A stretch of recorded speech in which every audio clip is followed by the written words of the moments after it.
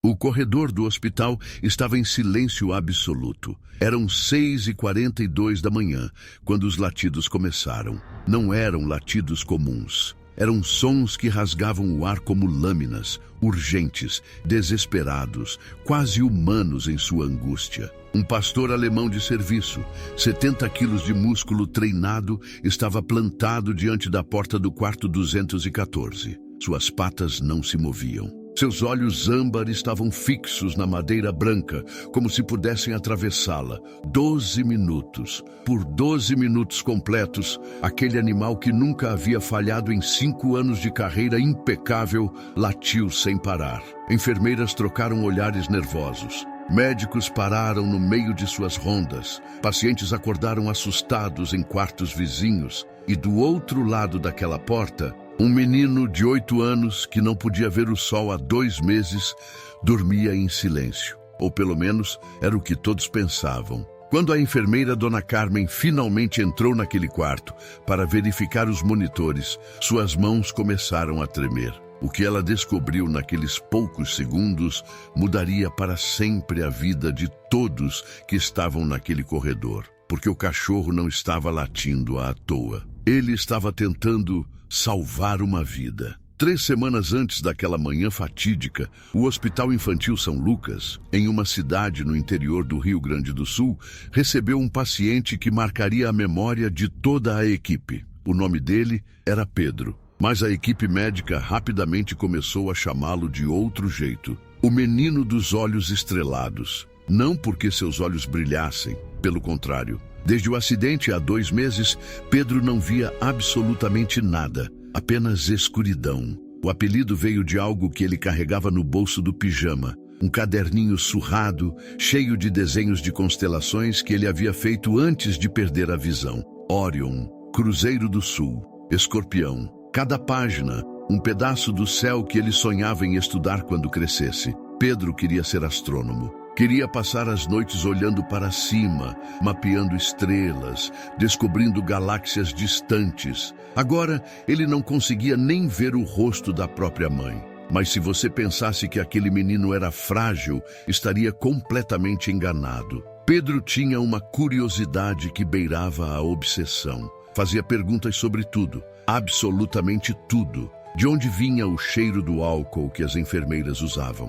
Por que o som do aparelho de pressão fazia aquele barulho específico? Quantos passos tinha do leito até a janela? 73 passos, ele contou. Sua memória auditiva era assustadora. Conseguia reconhecer cada funcionário do andar apenas pelo som dos passos. A Dona Carmen arrastava levemente o pé esquerdo. O Dr. Marcos usava sapatos que rangiam.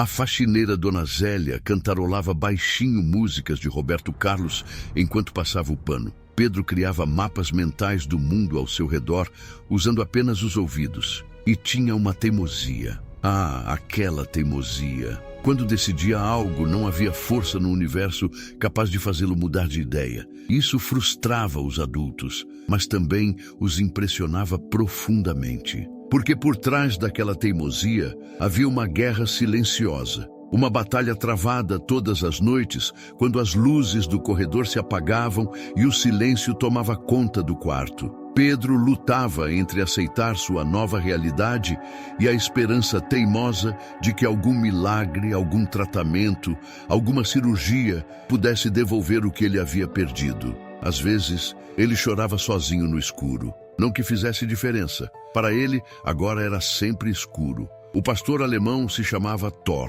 Não era um nome escolhido por acaso. Com 5 anos de idade e mais de 200 missões de busca e resgate no currículo, Thor era uma lenda entre os cães de serviço do Estado. Tinha encontrado sobreviventes em escombros de desabamentos, localizado pessoas perdidas em matas fechadas, auxiliado em operações que salvaram dezenas de vidas. Seu pelo era negro, com marcações castanhas, denso e brilhante. Seus olhos, de um âmbar profundo, carregavam uma inteligência que às vezes parecia quase humana. Thor pertencia a um programa comunitário de cães de assistência hospitalar, uma iniciativa pioneira que levava animais treinados para visitar pacientes em recuperação. A ideia era simples. A presença de um cão reduzia ansiedade, acelerava recuperações, trazia conforto em momentos difíceis. Seu treinador era um homem chamado Seu Antônio, 57 anos,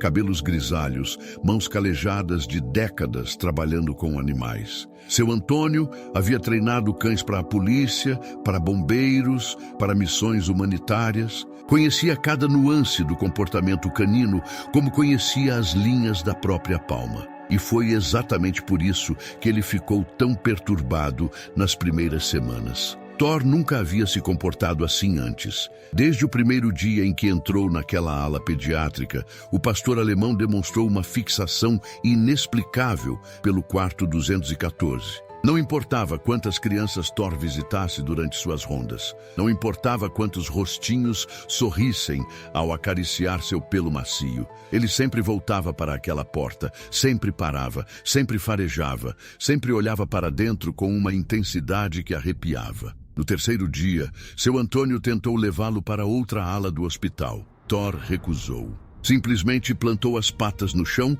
e não se moveu. Seu Antônio puxou a guia. Thor não cedeu. Era como se algo invisível o prendesse àquele lugar, aquele quarto, aquele menino. Nunca vi nada igual, Seu Antônio confessou para a enfermeira Carmen naquela noite. É como se ele soubesse de algo que a gente não sabe. O velho treinador não fazia ideia do quanto estava certo.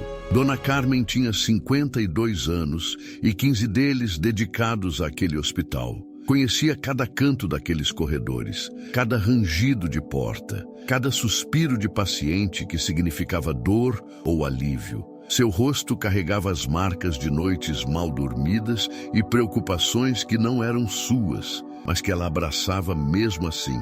Rugas ao redor dos olhos que se aprofundavam quando sorria, e ela sorria sempre que podia. Carmen havia crescido no interior, em uma comunidade rural onde médico era luxo e hospital, miragem distante. Perdeu a mãe cedo demais para uma doença que tratamento simples teria curado. Aquela perda a moldou. Jurou que dedicaria sua vida a cuidar de quem precisasse, e cumpriu. Trabalhou em roças para pagar os estudos, dormiu em pensões baratas, enfrentou preconceitos por ser mulher, por ser pobre, por vir de fora. Nada a parou. Quando finalmente vestiu o branco pela primeira vez, chorou escondida no banheiro do hospital. Lágrimas de vitória, lágrimas de saudade, lágrimas pela mãe que não estava lá para ver. Agora, 15 anos depois, Dona Carmen era a alma daquela ala pediátrica. Os médicos confiavam nela cegamente. Os pais a procuravam para desabafar.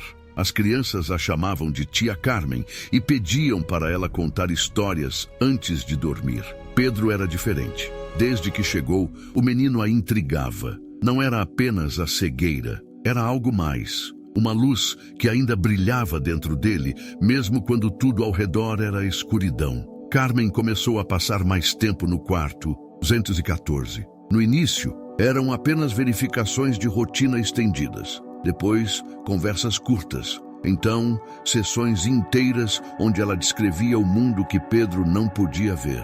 Hoje, o céu está daquele azul que parece infinito, sabe? O sol está forte, mas tem uma brisa que faz as folhas da árvore lá fora dançarem. É uma paineira.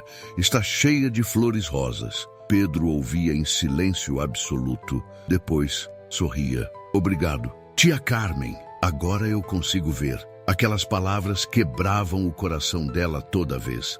A mãe de Pedro se chamava Luciana, professora de música, 38 anos, cabelos castanhos que ela já não tinha mais paciência de pentear direito, olheiras profundas de noites em claro. Luciana carregava um peso que ninguém mais podia ver. Ela estava ao telefone no momento do acidente, uma ligação boba. Uma ex-aluna querendo indicações de repertório para um recital. Luciana virou as costas por apenas alguns segundos. Alguns segundos. Foi o suficiente. O barulho, o grito, o silêncio que veio depois. Pior que qualquer som. Luciana revivia aquele momento em pesadelos todas as noites. O telefone na mão, o corpo gelando, a corrida desesperada, o rosto do filho coberto de sangue. A culpa a consumia por dentro como ácido. Ela havia desistido das aulas particulares. Não conseguia mais tocar piano sem que as mãos tremessem. Passava as noites pesquisando tratamentos na internet, conectando-se com grupos de apoio, enviando e-mails para especialistas em outros estados, outros países. Precisava consertar aquilo. Precisava devolver ao filho o que sua distração havia tirado. O pai de Pedro era Marcos, engenheiro civil, 41 anos, pragmático, metódico, o tipo de homem que resolvia problemas com planejamento e execução. Marcos lidava com a situação de forma completamente diferente. Enquanto Luciana buscava curas, ele construía adaptações, passou semanas montando maquetes táteis da casa para Pedro memorizar. Instalou um sistema de som ambiente que guiava o menino pelos cômodos. Criou jogos sensoriais que estimulavam o tato e a audição. Cada fim de semana, Marcos levava Pedro para experiências que não dependiam da visão. Caminhadas em trilhas, onde o importante era o cheiro do mato e o som dos pássaros. Visitas a fazendas, onde Pedro podia tocar animais e sentir a terra nas mãos. A abordagem de Marcos era aceitar, adaptar, seguir em frente. A de Luciana era lutar, buscar, nunca desistir. Os dois se amavam. Amavam o filho desesperadamente. Mas aquela diferença criava tensões silenciosas. Discussões que começavam sobre detalhes triviais, qual pijama colocar, que programa assistir, e terminavam em desabafos cheios de lágrimas e acusações veladas. Você desistiu dele. Luciana disse uma noite, as palavras escapando antes que pudesse segurá-las. Marcos ficou em silêncio por um longo momento. Eu não desisti, ele respondeu, a voz rouca. Eu só não quero que ele passe a vida esperando algo que pode nunca acontecer. Naquela noite, os dois dormiram de costas um para o outro. E Pedro, no hospital, ouviu o silêncio do quarto vazio, onde deveria haver conversas, risadas, barulho de família. Voltamos àquela manhã, 6h42. O corredor C3 do Hospital São Lucas estava mergulhado na quietude típica do amanhecer. Luzes fluorescentes zumbiam baixinho. O cheiro de café fresco vinha da copa dos funcionários. Dona Carmen estava terminando seu turno da noite. Já havia feito a última ronda. Os pacientes dormiam. Tudo tranquilo. Foi quando Thor apareceu. O pastor alemão caminhava ao lado de seu Antônio, fazendo a visita matinal de rotina. Normalmente, nesse horário, Thor era calmo, quase sonolento. Mas ao se aproximar do quarto 214, algo mudou. Seu corpo inteiro enrijeceu. O pelo da nuca se eriçou. E então, sem qualquer aviso, Thor plantou as patas diante daquela porta e começou a latir. Não eram latidos de brincadeira ou de excitação. Eram sons primitivos, urgentes, desesperados, como se o animal estivesse gritando em uma língua que humanos haviam esquecido como entender. Thor, calma! Seu Antônio puxou a guia. O cachorro não se moveu. Continuou latindo, os olhos fixos na porta, o corpo tremendo de tensão. Funcionários começaram a se aproximar. Uma auxiliar de enfermagem tentou acalmar o animal com a voz. Um médico sugeriu que o tirassem dali. Nada funcionou. 2 minutos. 3. 5. Os latidos continuavam. Outras crianças acordaram chorando em quartos próximos. Pais preocupados abriram portas perguntando o que estava acontecendo. Pelo amor de Deus, alguém cala esse cachorro! Um homem gritou do fundo do corredor. Seu Antônio estava pálido. Em 30 anos treinando cães,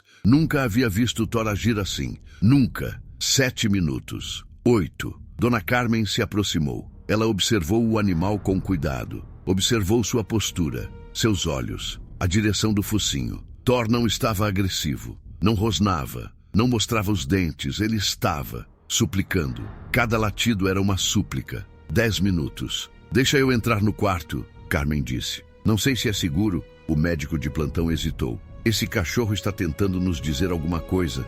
12 minutos desde que os latidos começaram. Dona Carmen abriu a porta do quarto 214. Lá dentro, Pedro dormia em silêncio. Respiração lenta, regular, aparentemente tranquilo. Os monitores ao lado do leito exibiam números, frequência cardíaca, saturação de oxigênio, pressão arterial. Carmen olhou para os aparelhos e seu sangue gelou. Os números estavam errados, completamente errados. A frequência cardíaca de Pedro estava despencando, a saturação de oxigênio perigosamente baixa. Ele estava entrando em uma crise grave, silenciosa, mortal. E nenhum alarme havia tocado. Nenhum.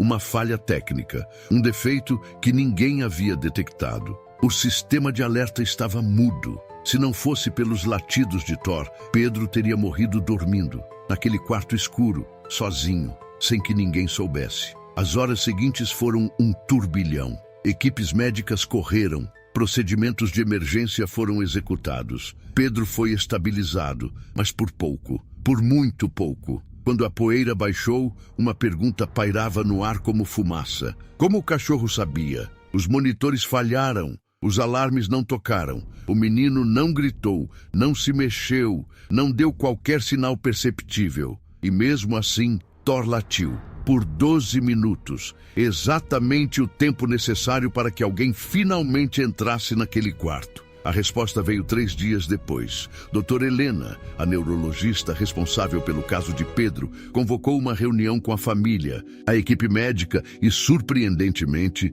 seu Antônio. O que vou dizer pode parecer ficção científica. Ela começou ajustando os óculos. Mas é medicina. Pedro tinha uma condição genética rara. Tão rara que afetava menos de uma em cada 50 mil crianças. Essa condição alterava sutilmente a composição química do suor e da respiração do menino em momentos de crise. Mudanças imperceptíveis para qualquer ser humano, invisíveis para qualquer equipamento hospitalar convencional, mas não para o olfato de Thor. Cães de serviço treinados podem detectar variações químicas milhares de vezes mais sutis do que qualquer tecnologia disponível. É assim que alguns cães conseguem prever ataques epilépticos, quedas de glicose em diabéticos, até mesmo certos tipos de câncer. Thor, com seu treinamento excepcional e seu olfato apurado, havia percebido algo que ninguém mais podia perceber: o cheiro da crise. O cheiro do perigo, o cheiro da morte se aproximando, e ele fez a única coisa que sabia fazer: latiu. Latiu até que alguém o escutasse. Esse animal, doutora Helena disse, a voz embargada, literalmente salvou a vida do Pedro. Na sala, o silêncio era absoluto. Luciana chorava, abraçada a Marcos. Seu Antônio acariciava a cabeça de Thor, lágrimas escorrendo pelo rosto enrugado. E Pedro, sentado em sua cadeira de rodas, estendeu a mão no escuro. Onde ele está? Perguntou baixinho. Onde está o Thor? O pastor alemão se aproximou. Encostou o focinho úmido na palma aberta do menino. E pela primeira vez, desde que chegou àquele hospital, Pedro sorriu de verdade. Nas semanas seguintes, algo extraordinário aconteceu. A administração do hospital, inicialmente cética, autorizou um programa piloto sem precedentes. Thor receberia permissão para permanecer ao lado de Pedro por períodos estendidos. A decisão não foi fácil. Alguns médicos mais tradicionais protestaram, questionaram a cientificidade, alegaram riscos de infecção, de acidentes, de interferência nos tratamentos. Mas os números falavam por si. Desde o incidente dos 12 minutos, Thor havia alertado a equipe sobre 3 outras crises iminentes de Pedro. Todas antes que qualquer equipamento detectasse algo. Todas com tempo suficiente para a intervenção médica adequada. O cachorro se tornara, literalmente,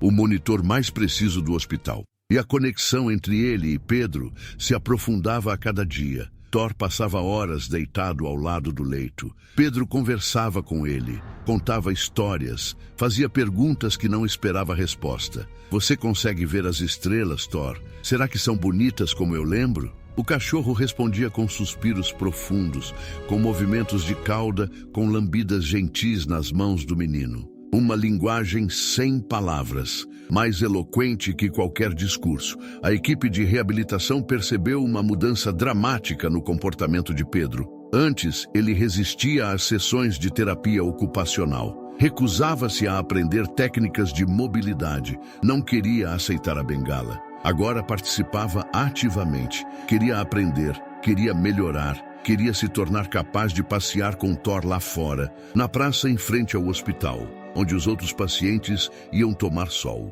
O cachorro havia dado ao menino algo que nenhum médico conseguira dar: propósito. No terceiro mês, uma notícia abalou a família. Dr. Fernando, um pesquisador de São Paulo, que ouvira falar do caso em uma conferência médica, entrou em contato. Ele havia desenvolvido uma técnica experimental de estimulação neurológica. Não prometia milagres, não garantia cura completa, mas oferecia uma possibilidade pequena, frágil, incerta, de que Pedro pudesse recuperar parte da visão. O suficiente para distinguir formas, detectar movimento, enxergar sombras. O suficiente para ver o formato de Thor ao seu lado. A família mergulhou em uma montanha-russa emocional. Luciana agarrou-se àquela esperança como náufrago a um pedaço de madeira. É a chance que a gente esperava, ela repetia, os olhos brilhando febris. Eu sabia que algo ia aparecer.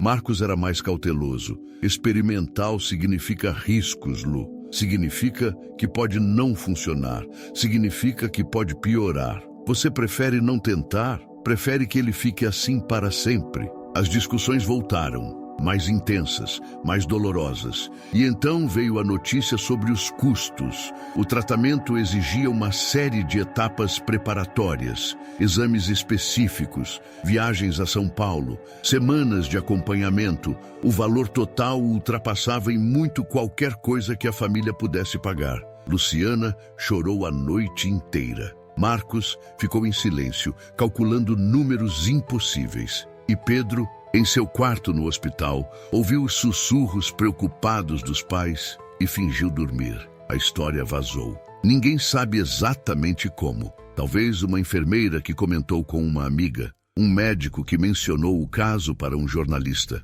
Não importa. Em poucos dias, o menino dos olhos estrelados e seu cachorro Salvador eram notícia em toda a região. E a comunidade gaúcha mostrou do que era feita. Vizinhos que mal conheciam a família organizaram bazares. Comerciantes doaram porcentagens de suas vendas. Músicos locais realizaram apresentações beneficentes na Praça Central. Rodas de chimarrão nos finais de tarde se transformaram em reuniões de planejamento. Quanto falta? O que mais a gente pode fazer? Quem conhece alguém que pode ajudar? Famílias tradicionais da região, gente de estância, gente da cidade, gente simples do interior, todos se uniram. Não por obrigação, não por dever, por solidariedade, porque era assim que as coisas funcionavam ali. Quando um vizinho precisava, a comunidade inteira se movia. As doações chegavam de todos os lugares. Envelopes anônimos com notas amassadas, transferências bancárias de pessoas que nunca haviam visto Pedro, cartas emocionadas de outros pais que entendiam aquela dor. Minha filha também ficou doente uma vez, a gente sabe o que vocês estão passando. Força! Luciana lia cada carta, cada mensagem, cada bilhete, e pela primeira vez em meses sentiu que não estava sozinha. No quinto mês, quando os fundos finalmente haviam sido reunidos, a família viajou a São Paulo para os exames pré-operatórios. Pedro foi acompanhado de Thor.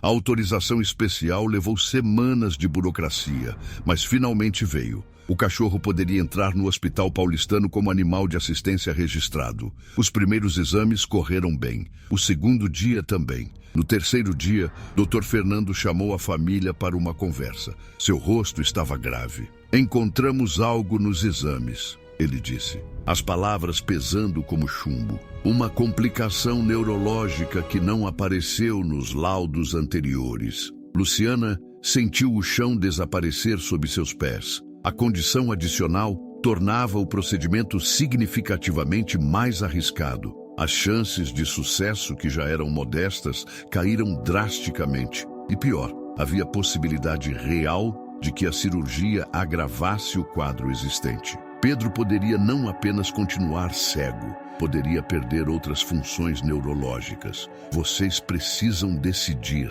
Dr. Fernando disse, gentil mas direto. Prosseguir com os riscos ou aceitar a situação atual e focar em adaptação. A família voltou para o hotel em silêncio. Naquela noite, ninguém dormiu. Luciana andava de um lado para o outro, incapaz de ficar parada. Marcos, sentado na cama, cabeça entre as mãos. E Pedro, no quarto ao lado, abraçado a Thor, ouvindo o coração do cachorro bater contra o seu. A decisão foi adiada. Voltaram para casa. Buscaram outras opiniões. Segunda, terceira, quarta. Cada médico dizia algo ligeiramente diferente. Os riscos são altos, mas o potencial de benefício existe. Eu, pessoalmente, não recomendaria. É uma decisão que só a família pode tomar. As semanas se arrastavam em agonia. E então, em uma noite de quinta-feira, Pedro fez algo inesperado. Pediu para conversar com os pais. Os três se sentaram no quarto do hospital. Thor, deitado aos pés da cama. Eu ouvi vocês, Pedro disse. Esses meses todos, as discussões, as preocupações. Eu sei que vocês acham que eu não entendo, mas eu entendo. Luciana abriu a boca para interromper. Pedro levantou a mão. Deixa eu falar, mãe, por favor. Ela se calou. Eu queria muito voltar a enxergar. Todo dia eu acordo e por um segundo esqueço que não consigo ver. Aí abro os olhos e é tudo escuro e eu lembro. E dói. Sua voz tremeu, mas ele continuou. Mas sabe o que eu descobri nesses meses? Eu aprendi a ver de outros jeitos. Eu sei quando a tia Carmen está triste pelo jeito que ela respira. Eu sei quando o Thor está feliz porque a cauda dele faz um barulho diferente. Eu sei quando vocês estão preocupados porque a voz de vocês fica mais fina. Lágrimas escorriam pelo rosto de Luciana. Eu não preciso da cirurgia para ser feliz. Eu já sou feliz. Vocês estão comigo. O Thor está comigo. Isso é o que importa. Um menino de 8 anos estendeu as mãos. Os pais se aproximaram. Os três se abraçaram. Thor se levantou e encostou o focinho no emaranhado de braços. E naquele quarto de hospital, sob a luz fria dos fluorescentes, uma família se encontrou de novo. No 7º mês, uma visita mudou tudo. A irmã mais nova de Pedro, Clara, tinha 5 anos. Durante toda a jornada, ela havia ficado em segundo plano. Com os avós, com vizinhos, passando de casa em casa enquanto os pais se revezavam no hospital. Naquele dia, finalmente, trouxeram-na para visitar o irmão. Clara era tímida. Escondia-se atrás das pernas da mãe. Olhava para o chão. Mas quando viu Thor, seus olhos se iluminaram. "O cachorro!" Ela gritou, correndo para abraçar o pastor alemão. Thor recebeu o carinho com paciência gentil. Pedro sorriu ouvindo a risada da irmã. "Clara, vem aqui me dar um abraço." A menina subiu na cama e se aninhou ao lado do irmão. Durante horas, as duas crianças brincaram. Clara descrevia coisas para Pedro. Pedro inventava histórias fantásticas sobre Thor. Então, no meio de uma conversa inocente, Clara disse algo que paralisou todos os adultos na sala. "Pedro, eu tenho que te contar uma coisa. Do dia que você machucou." Luciana enrijeceu. "A mamãe acha que foi culpa dela porque estava no telefone, mas não foi." "Clara," Luciana começou. "Deixa ela falar." Marcos disse baixinho. Clara continuou, a voz de criança contando uma verdade que os adultos haviam ignorado. "Eu vi o que aconteceu. A mamãe não estava olhando, mas eu estava. Você caiu porque o piso estava molhado. O seu Joaquim tinha lavado e não botou a placa. Você escorregou. Não foi culpa de ninguém, só foi azar." O silêncio que se seguiu era ensurdecedor. Luciana cobriu a boca com a mão. Todos aqueles meses de culpa, de pesadelos, de tortura silenciosa. E a verdade era tão simples, tão injustamente simples. Marcos abraçou a esposa enquanto ela soluçava. Pedro estendeu a mão e segurou os dedos da mãe. Mãe, olha para mim. Quer dizer, escuta." Luciana levantou o rosto molhado. "Eu nunca culpei você. Nunca, nem por um segundo." Naquele momento, correntes que haviam prendido Luciana por meses finalmente se romperam. Ela chorou, mas pela primeira vez eram lágrimas de libertação. No 10º mês, a vida começou a encontrar um novo ritmo. Pedro havia retomado algumas atividades. Participava de um grupo de apoio para crianças com deficiência visual. Fazia terapia ocupacional 3 vezes por semana. Aprendia Braille com uma velocidade que impressionava os professores. E então chegou a notícia do festival. O tradicional festival de música gaúcha daquele ano incluiria, pela primeira vez, uma categoria especial para performers com deficiências. Luciana, lembrando-se de sua própria formação musical e das melodias que costumava ensinar ao filho antes do acidente, teve uma ideia. "Pedro, você quer participar?" A reação inicial foi negativa. "Mãe, eu não toco nada direito." e nem consigo ver o instrumento. Você não precisa ver, você precisa sentir. As semanas seguintes foram de treino intenso. Pedro escolheu a gaita, um instrumento que não exigia partitura visual, que respondia ao sopro, à pressão, à emoção. Luciana guiou cada passo. Sente o fole aqui. Quando você pressiona, o ar sai e faz o som. Tenta. Os primeiros dias foram frustrantes. Sons dissonantes, notas erradas. Pedro queria desistir várias vezes. Thor ficava ao lado dele durante cada prática e, de alguma forma, a presença do cachorro acalmava o menino, dava-lhe paciência, persistência. No dia do festival, a praça central estava lotada. Centenas de pessoas que haviam acompanhado a jornada de Pedro através dos meses. Vizinhos, médicos, enfermeiras, professores, desconhecidos que se tornaram aliados. Um palco improvisado, bandeirolas coloridas, cheiro de churrasco vindo de algum canto. E Thor, posicionado discretamente ao lado do palco, exatamente como os organizadores haviam permitido. Quando Pedro subiu ao palco, guiado pela mãe, o silêncio que caiu sobre a praça era quase sagrado. O menino sentou-se no banquinho, posicionou a gaita no colo e começou a tocar. A melodia que saiu daquele instrumento não era perfeita, era algo melhor que perfeito. Era real, verdadeiro, cheio de imperfeições que só tornavam cada nota mais humana. Então, no meio da música, aconteceu. Uma nota errada, um acorde dissonante que interrompeu a melodia. Por uma fração de segundo, a tensão foi palpável. Mas Pedro não parou, respirou fundo, ajustou a postura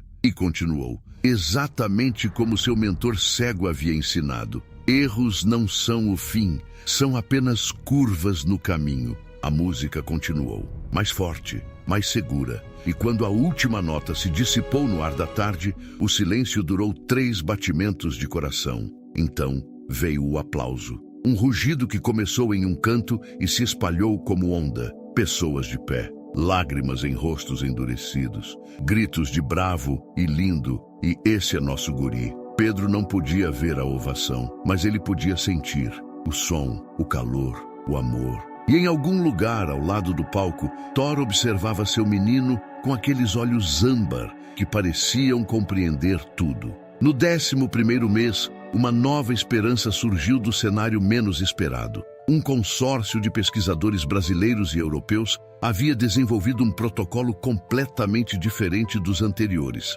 A técnica combinava terapia genética com estimulação luminosa não invasiva. Nada de cirurgias arriscadas, nada de procedimentos que poderiam piorar o quadro. Sessões semanais, monitoramento constante, possibilidade de interrupção a qualquer momento se houvesse efeitos adversos. Os resultados esperados eram modestos. Não uma cura, mas uma melhoria possível. Percepção de luz, distinção de formas básicas, detecção de movimento. Não era enxergar as estrelas de novo, mas era algo. A família abordou a decisão com cautela nova. Estabeleceram critérios claros. Pedro participaria de todas as discussões. Só prosseguiriam se ele concordasse plenamente. Só continuariam se os riscos permanecessem mínimos. E desta vez não haveria pressão. O menino pensou por 3 dias. Então deu sua resposta. Eu quero tentar, não porque preciso, mas porque quero ver se consigo. E se não der certo, tudo bem. Eu já sei que tá tudo bem. Enquanto o tratamento avançava, outra batalha era travada nos bastidores. Seu Antônio havia proposto algo radical: treinar Thor especificamente para ser o companheiro permanente de Pedro. Não apenas no hospital, na vida. Isso exigiria certificações especiais, aprovações legais, adaptações burocráticas que normalmente levavam anos. A história ganhou a atenção da mídia. Grupos de defesa dos direitos de pessoas com deficiência viram no caso uma oportunidade para estabelecer precedentes importantes. Advogados especializados ofereceram ajuda para o Bono. Deputados se manifestaram. A pressão pública cresceu. E finalmente, no 17º mês, a certificação veio. Thor era oficialmente reconhecido como o animal de assistência permanente de Pedro. A cerimônia aconteceu no hospital onde tudo começou. Médicos, enfermeiras, funcionários, membros da comunidade, todos reunidos no saguão decorado com balões e faixas. Thor recebeu um colete especial azul marinho com o brasão do programa de assistência. Pedro recebeu a documentação que garantiria acesso irrestrito a escolas, transportes, estabelecimentos comerciais. Quando Dona Carmen colocou o colete no cachorro, suas mãos tremiam. "Você salvou a vida dele, sabia?" Ela sussurrou no ouvido de Thor. "E acho que ele também salvou a sua." O pastor alemão lambeu seu rosto. Pedro riu. "Thor, para! Você tá babando na tia Carmen." A risada que ecoou pelo saguão era o som mais bonito que aquele hospital já havia ouvido. O tratamento experimental continuou mostrando resultados. Pequenos, graduais, mas reais. No 16º mês, Pedro conseguiu distinguir formas básicas em seu campo visual periférico.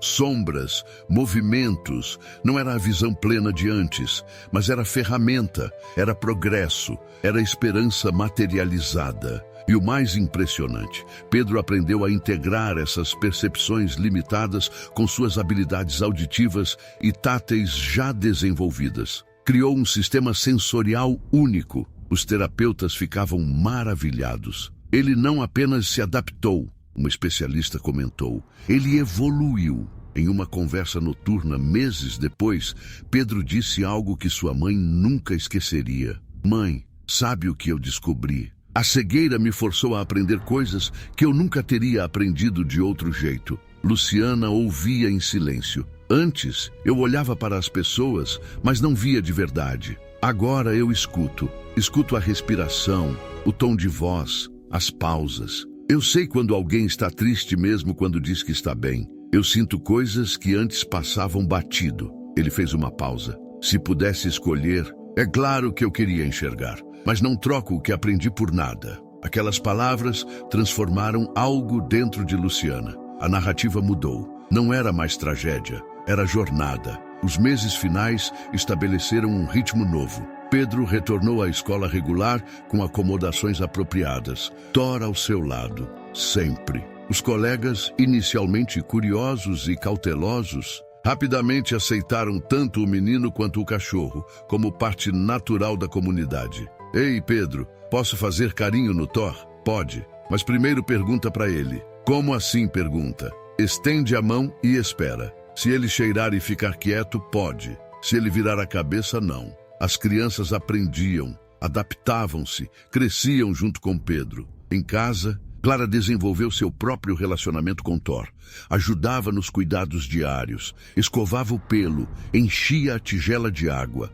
Marcos construiu uma casinha especial para o cachorro no quintal. Luciana voltou a dar aulas de música, timidamente no início. Depois, com a paixão de antes, a família que o acidente havia despedaçado encontrou uma forma nova de existir. Não a mesma de antes, diferente, talvez até melhor. 18 meses depois daquela manhã em que latidos desesperados rasgaram o silêncio de um corredor de hospital, a vida seguia. Pedro não recuperou a visão completamente. Provavelmente nunca recuperaria. Mas aprendeu a enxergar de outros jeitos. Thor continuava ao seu lado, fiel, inabalável. Um guardião silencioso, que parecia entender cada emoção que atravessava o coração do menino. A comunidade que se mobilizou nunca esqueceu aquela jornada. Toda vez que cruzavam com Pedro na rua, acenavam. "E aí, guri, tudo bem contigo?" "Tudo certo." Dona Carmen continuava trabalhando no hospital, mas agora, sempre que um pastor alemão passava pela janela de algum paciente, ela sorria. E lembrava daqueles 12 minutos que mudaram tudo. Seu Antônio seguiu treinando cães de serviço. Thor se tornou lenda viva do programa. Exemplo usado em palestras. Prova de que a conexão entre humanos e animais vai além do que a ciência consegue explicar. E Luciana e Marcos aprenderam que famílias não são feitas de perfeição, são feitas de tempestades atravessadas juntas. de mãos que não soltam mesmo quando tudo desmorona, de amor que se reinventa a cada curva do caminho. Em uma tarde de outono, quando as folhas começavam a dourar e o sol pintava o céu de laranja e rosa, Pedro sentou-se no banco da praça onde havia tocado gaita meses antes, Thor deitado aos seus pés. O vento trazia cheiro de terra molhada e promessa de chuva. "Sabe, Thor", Pedro disse baixinho, passando a mão pelo pelo macio do cachorro, "antes eu queria ver as estrelas. Agora eu sei que não preciso ver para sentir elas." O pastor alemão levantou a cabeça, encostou o focinho no braço do menino. "Você é minha estrela, sabia? A mais brilhante de todas." Thor suspirou. Aquele suspiro profundo que só cães sabem dar. O suspiro de quem entendeu, de quem sempre entendeu. E os dois ficaram ali, juntos, enquanto o sol descia e a escuridão chegava devagar. Mas para Pedro, a escuridão não era mais assustadora, porque agora ele sabia. A luz verdadeira não está nos olhos, está no coração de quem escolhe ver.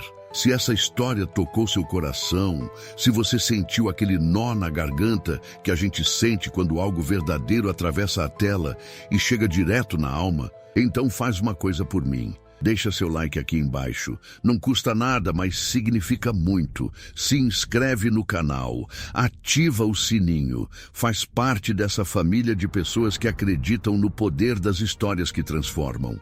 E comenta aí embaixo qual momento te emocionou mais. Foi quando Thor latiu por 12 minutos para salvar o Pedro? Foi quando a Clara contou a verdade sobre o acidente? Foi quando o Pedro disse que aprendeu a ver de outros jeitos? Conta pra mim, eu leio cada comentário. Compartilha esse vídeo com alguém que precisa ouvir que esperança existe, que milagres acontecem, que amor, seja de gente, seja de cachorro, pode mudar tudo. E se você acredita que a luz sempre encontra um caminho, mesmo na escuridão mais profunda, escreve aí nos comentários. Amém. Obrigado por estar aqui. Cuida-te e até a próxima história.